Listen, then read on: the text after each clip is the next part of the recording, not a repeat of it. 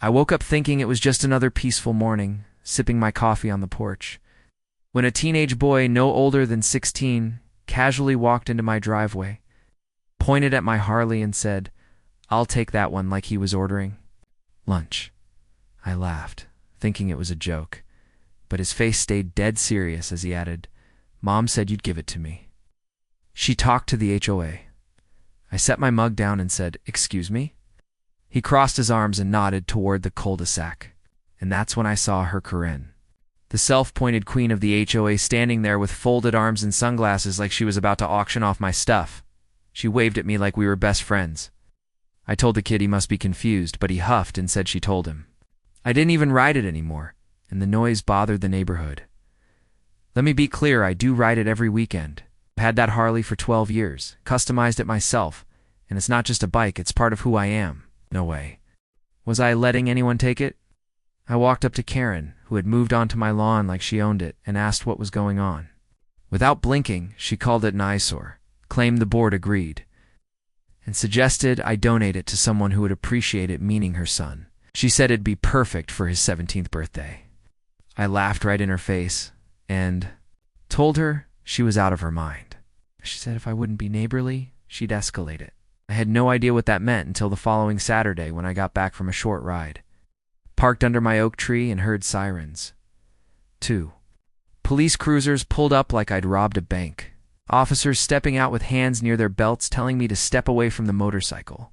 They said there was a report of stolen property. Corinne claimed I'd unlawfully taken her son's bike. I was floored, told them it was mine, and I had the registration inside, but they made me stay put while they got it themselves. Karen strolled over with her son, pointing like it was a crime scene and shouting that I'd promised it to him and backed out, calling it theft. I denied it, but she doubled down until the officers came back with my title and registration, clearly annoyed, confirming it had been mine for years. Karen tried to pivot, saying it was fraud, but the cops were done and left without charges.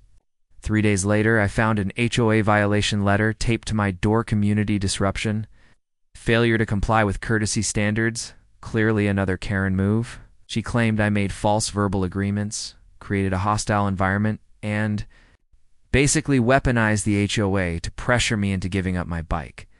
That's when I called Mark, a friend at the state attorney's office from my veterans group, and told him everything. He called it possible civil coercion and told me to gather all my documents, photos, timestamps, even the HOA letter, and bring it in.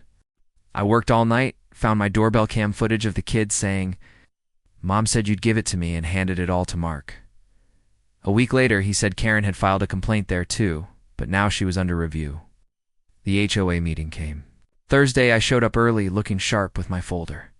Karen was already there, holding court with the board, her son sulking nearby. She immediately accused me of failing to fulfill a verbal commitment, disturbing the community, and acting inappropriately. She went on for 5 minutes, even questioning my mental state, earning awkward looks from the board. When Bill, the HOA president, asked me to respond, I calmly presented my folder photos, police reports, the letter from the state attorney, and my notarized statement of her harassment. I handed everyone printed stills from the security footage. The room went silent. Bill admitted they hadn't known these details and hinted this looked like abuse of the complaint process. Karen tried to speak, but Bill shut her down. I thought that was the end. But 3 days later, I got a letter from a law firm, an actual cease and desist, claiming I emotionally misled a minor, caused distress and demanding I surrender the bike or face civil action.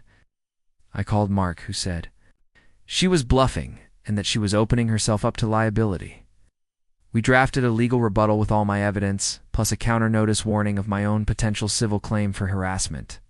My lawyer friend from the veterans group sent it, and after that, silence, no knocks, no letters, no smug waves. But the neighborhood had woken up. Turns out Karen had pulled stunts like this for years, harassing people over paint colors, lawns, noise, even a service dog.